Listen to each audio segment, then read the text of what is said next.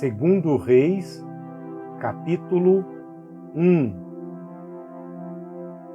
Depois da morte de Acabe, Moabe rebelou-se contra Israel. Certo dia, Acasias caiu da sacada do seu quarto no palácio de Samaria e ficou muito ferido. Então enviou mensageiros para consultar Baal-zebube, deus de Ecrom, para saber se ele se recuperaria. Mas o anjo do Senhor disse ao tesbita Elias: Vá encontrar-se com os mensageiros do rei de Samaria e lhes pergunte: acaso não há Deus em Israel? Por que vocês vão consultar Baal-zebube, deus de Ecrom? Por isso, assim diz o Senhor: você não se levantará mais dessa cama e certamente morrerá. E assim Elias se foi. Quando os mensageiros voltaram ao rei, ele lhes perguntou: por que vocês voltaram? Eles responderam: um homem veio ao nosso encontro e nos disse: voltem ao rei que os enviou e diga-lhes: assim diz o Senhor: acaso não há Deus em Israel? Por que você mandou consultar Baal-zebube, deus de Ecrom? Por isso você não se levantará mais dessa cama e certamente morrerá. O rei lhes respondeu: como era o homem que os encontrou e lhes disse isso? Eles responderam: ele vestia roupas de pelo e usava um cinto de couro. O rei concluiu: era o tesbita Elias. Em seguida, mandou um oficial com 50 soldados procurar Elias. O oficial o encontrou sentado no alto de uma colina e lhe disse: homem de Deus, o rei ordena que você desça. Elias respondeu ao oficial: se sou homem de Deus, que desça fogo do céu e consuma você e os seus 50 soldados. E desceu fogo do céu e consumiu o oficial e os seus soldados. Depois disso, o rei enviou outro oficial com mais 50 soldados. E ele disse a Elias: homem de Deus, o rei ordena que você desça imediatamente. Respondeu Elias: se sou homem de Deus, que desça fogo do céu e consuma você e seus 50 soldados. De novo, fogo de Deus desceu do céu e consumiu o oficial e seus soldados. Então o rei enviou um terceiro oficial com outros 50 soldados. O oficial subiu ao monte, caiu de joelhos diante de Elias e implorou: homem de Deus, tem consideração por minha vida e pela vida destes 50 soldados, teus servos. Sei que desceu fogo do céu e consumiu os 2 primeiros oficiais com todos os seus soldados, mas agora tenha consideração por minha vida. O anjo do Senhor disse a Elias: acompanhe-o, não tenha medo. Então Elias se levantou, desceu com ele e foi falar com o rei. Ao chegar, disse ao rei: assim diz o Senhor: acaso não há Deus em Israel? Por que você mandou consultar Baal-zebube, deus de Ecrom? Por isso, você não se levantará mais dessa cama e certamente morrerá. E Acasias morreu, conforme a palavra do Senhor, anunciada por Elias. Como não tinha filhos, Jorão foi o seu sucessor no 2º ano do reinado de Jeorão, rei de Judá, filho de Josafá. Os demais acontecimentos do reinado de Acasias e as suas realizações estão escritos nos registros históricos dos reis de Israel.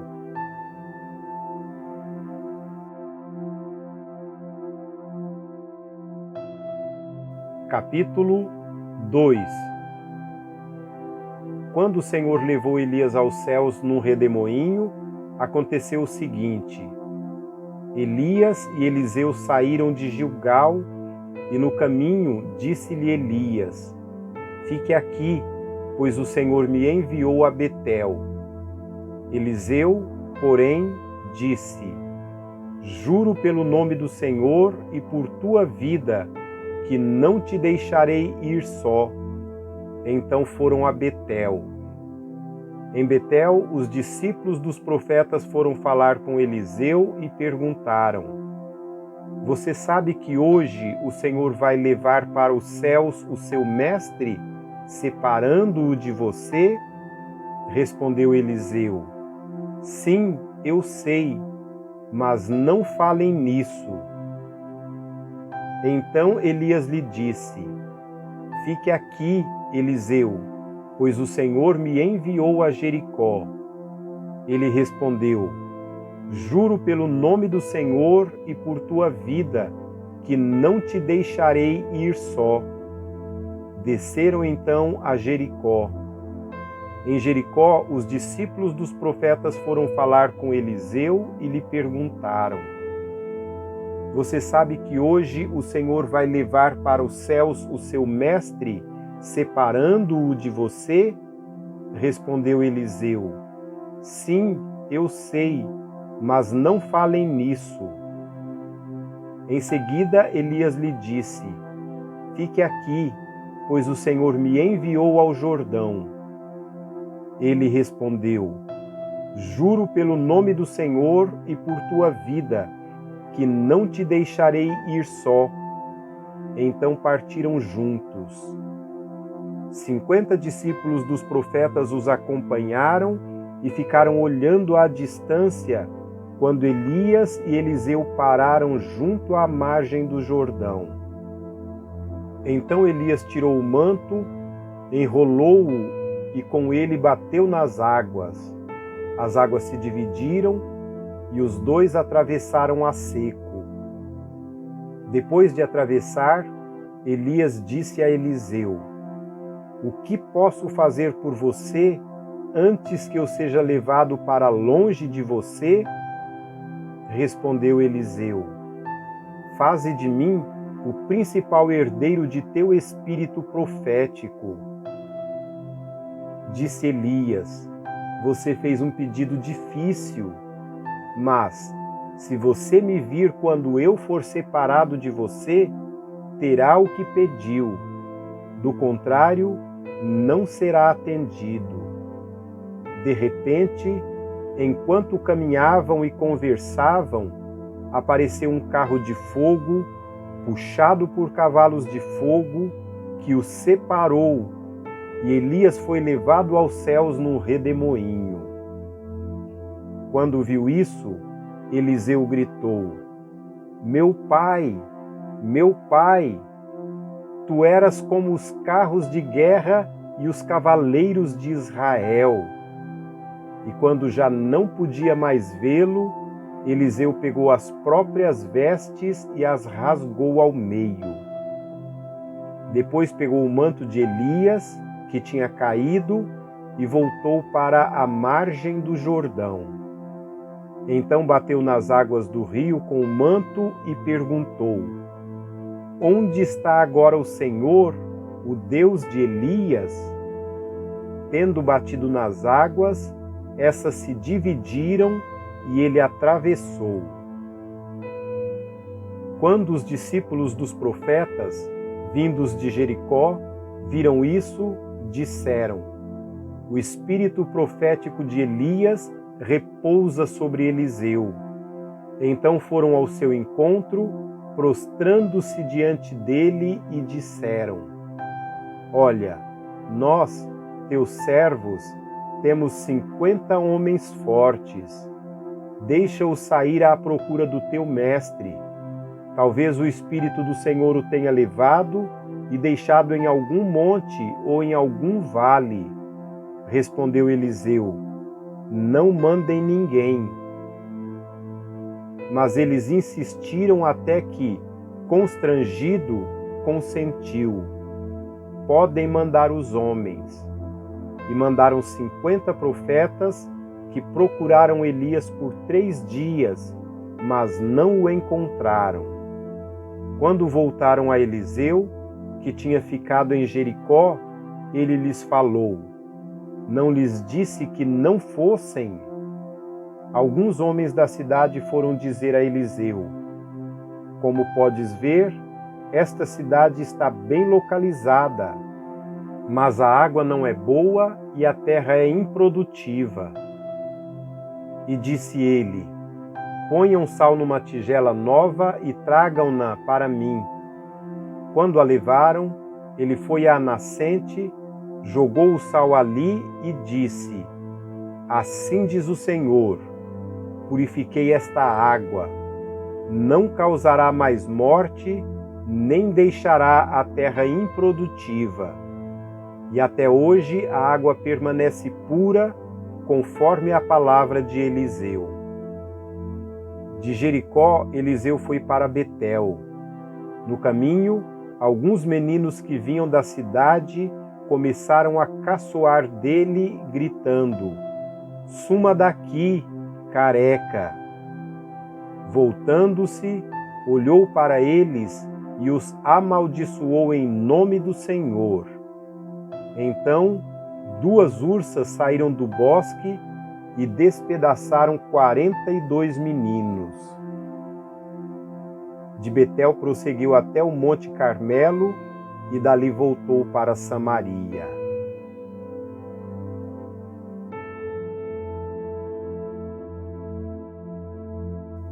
Capítulo 3.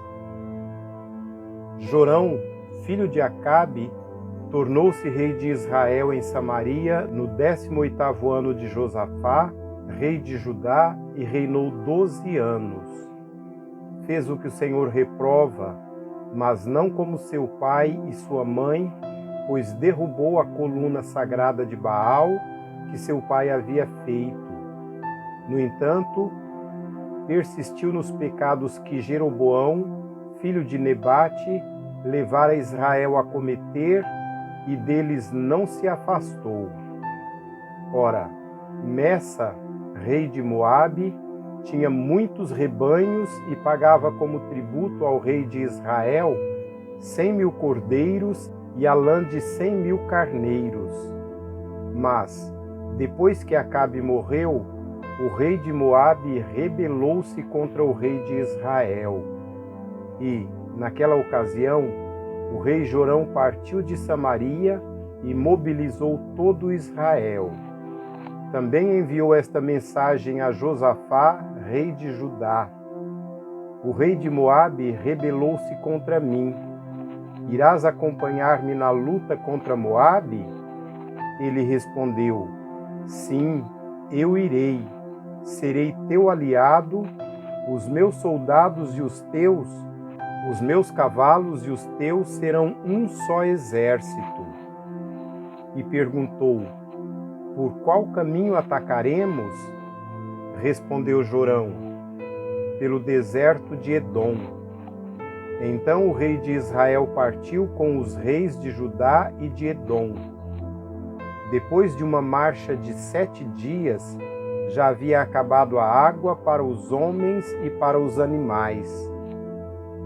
Exclamou então o rei de Israel: E agora, será que o Senhor ajuntou a nós, os 3 reis, para nos entregar nas mãos de Moabe? Mas Josafá perguntou: Será que não há aqui profeta do Senhor, para que possamos consultar o Senhor por meio dele?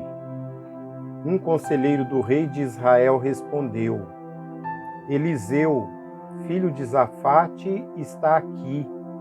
Ele era auxiliar de Elias. Josafá prosseguiu: A palavra do Senhor está com ele. Então o rei de Israel, Josafá e o rei de Edom foram falar com ele. Eliseu disse ao rei de Israel: Nada tenho a ver com você. Vá consultar os profetas de seu pai e de sua mãe. Mas o rei de Israel insistiu: Não, pois foi o Senhor que ajuntou a nós estes 3 reis para entregar-nos nas mãos de Moabe.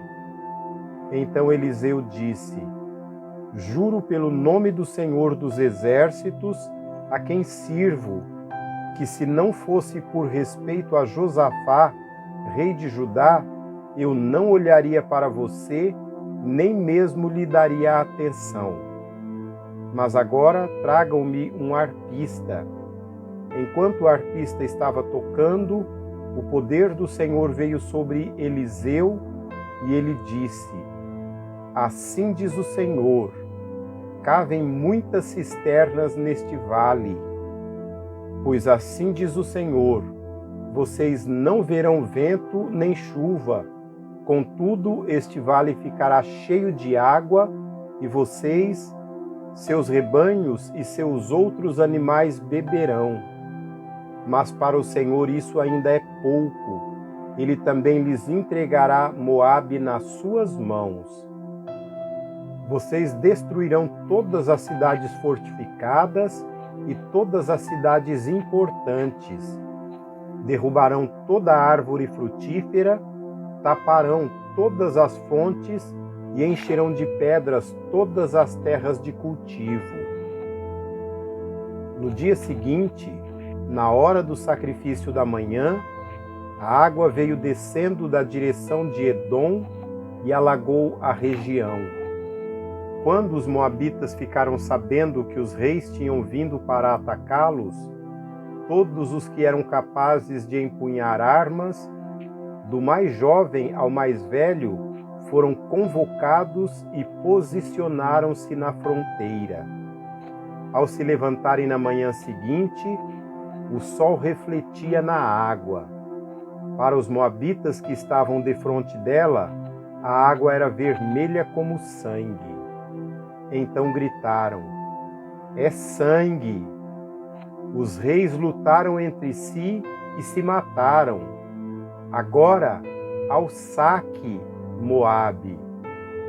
Quando, porém, os moabitas chegaram ao acampamento de Israel, os israelitas os atacaram e os puseram em fuga. Entraram no território de Moabe e o arrasaram. Destruíram as cidades e, quando passavam por um campo cultivável, cada homem atirava uma pedra até que ficasse coberto. Taparam todas as fontes e derrubaram toda a árvore frutífera. Só Kir-Azerote ficou com as pedras no lugar, mas homens armados de atiradeiras a cercaram e também a atacaram. Quando o rei de Moabe viu que estava perdendo a batalha, reuniu 700 homens armados de espadas para forçar a passagem, para alcançar o rei de Edom, mas fracassou. Então pegou seu filho mais velho, que devia sucedê-lo como rei, e o sacrificou sobre o muro da cidade. Isso trouxe grande ira contra Israel, de modo que eles se retiraram e voltaram para a sua própria terra.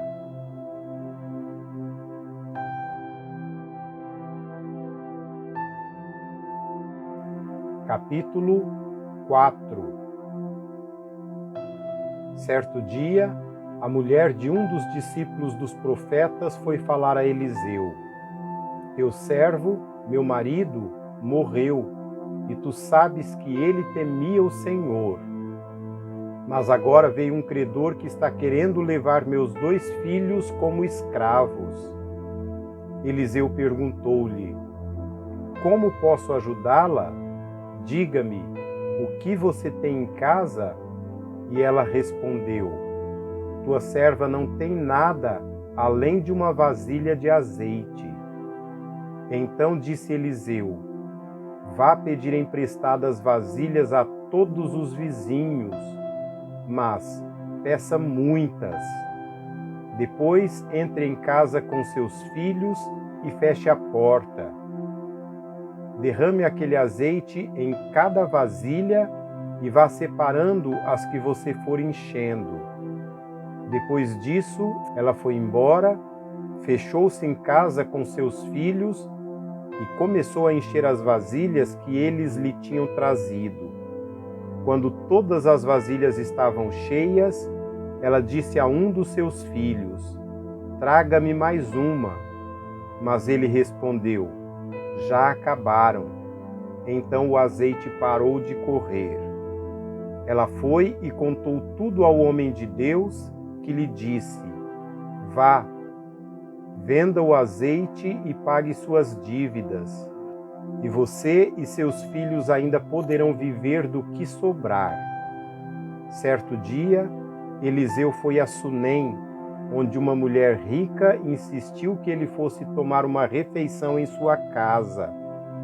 Depois disso, sempre que passava por ali, ele parava para uma refeição. De modo que ela disse ao marido: "Sei que esse homem que sempre vem aqui é um santo homem de Deus. Vamos construir lá em cima um quartinho de tijolos e colocar nele uma cama, uma mesa, uma cadeira e uma lamparina para ele. Assim, sempre que nos visitar, poderá ocupá-la." Um dia, quando Eliseu chegou, subiu ao seu quarto e deitou-se. Ele mandou seu servo Geazi chamar a sunamita. Então ele a chamou, e quando ela veio, Eliseu mandou que Geazi dissesse a ela: "Você teve todo esse trabalho por nossa causa. O que podemos fazer por você? Quer que eu interceda por você junto ao rei ou ao comandante do exército?" Ela respondeu: "Estou bem entre minha própria gente." Mais tarde, Eliseu perguntou a Geazi: "O que se pode fazer por ela?" Ele respondeu: "Bem, ela não tem filhos e seu marido é idoso." Então Eliseu mandou chamá-la de novo. Geazi a chamou e ela veio até a porta. E ele disse: "Por volta desta época, no ano que vem, você estará com um filho nos braços." Ela contestou: "Não, meu senhor, não iludas a tua serva, ó homem de Deus."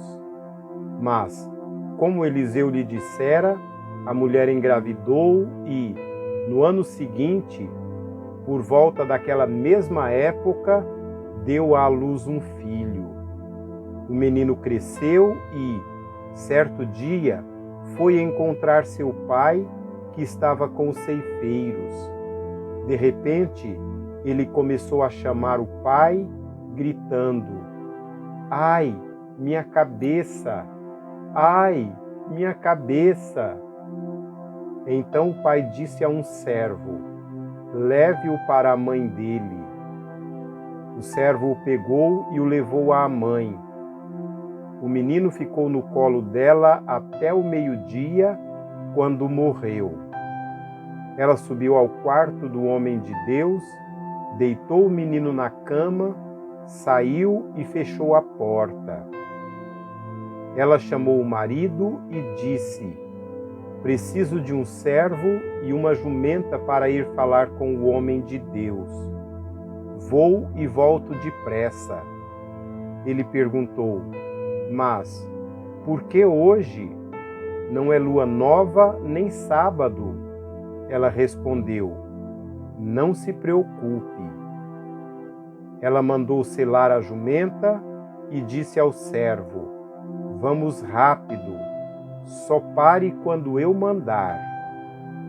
Assim ela partiu para encontrar-se com o homem de Deus no Monte Carmelo. Quando ele a viu à distância, disse a seu servo Geazi: "Olhe, é a sunamita. Corra ao encontro dela e lhe pergunte: está tudo bem com você? Tudo bem com seu marido? E com seu filho?" Ela respondeu a Geazi: está tudo bem.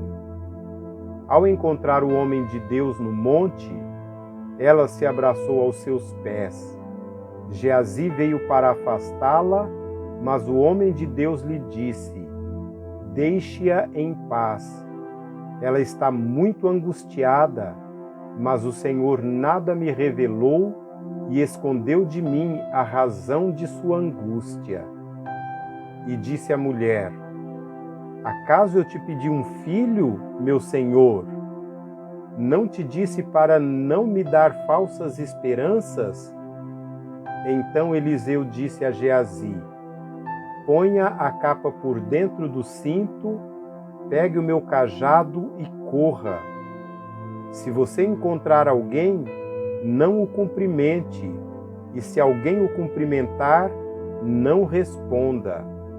Quando lá chegar, ponha o meu cajado sobre o rosto do menino. Mas a mãe do menino disse: juro pelo nome do Senhor e por tua vida que, se ficares aqui, não irei. Então ele foi com ela. Geazi chegou primeiro e pôs o cajado sobre o rosto do menino, mas ele não falou nem reagiu.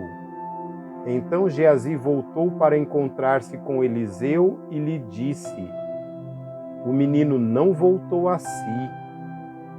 Quando Eliseu chegou à casa, lá estava o menino, morto, estendido na cama. Ele entrou, fechou a porta e orou ao Senhor.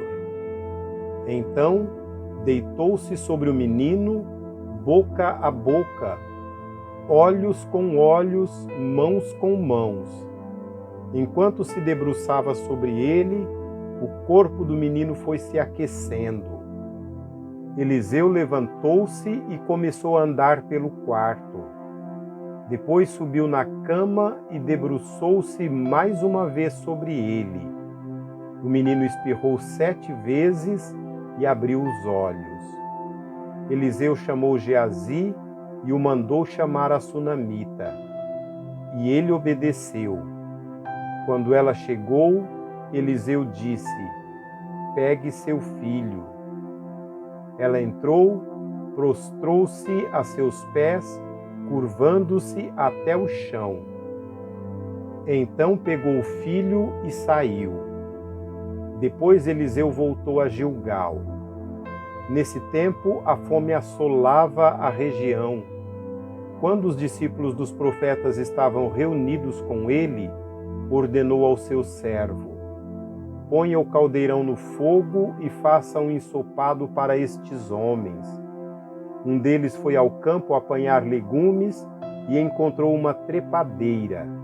Apanhou alguns de seus frutos e encheu deles o seu manto. Quando voltou, cortou-os em pedaços e colocou-os no caldeirão do ensopado, embora ninguém soubesse o que era. O ensopado foi servido aos homens, mas, logo que o provaram, eles gritaram: homem de Deus, há morte na panela! E não puderam mais tomá-lo. Então Eliseu pediu um pouco de farinha, colocou no caldeirão e disse: sirvam a todos. E já não havia mais perigo no caldeirão. Veio um homem de Baal Salisa, trazendo ao homem de Deus 20 pães de cevada, feitos dos primeiros grãos da colheita, e também algumas espigas verdes. Então Eliseu ordenou ao seu servo: sirva a todos.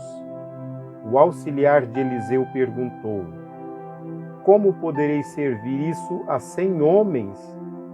Eliseu, porém, respondeu: sirva a todos, pois assim diz o Senhor: eles comerão e ainda sobrará.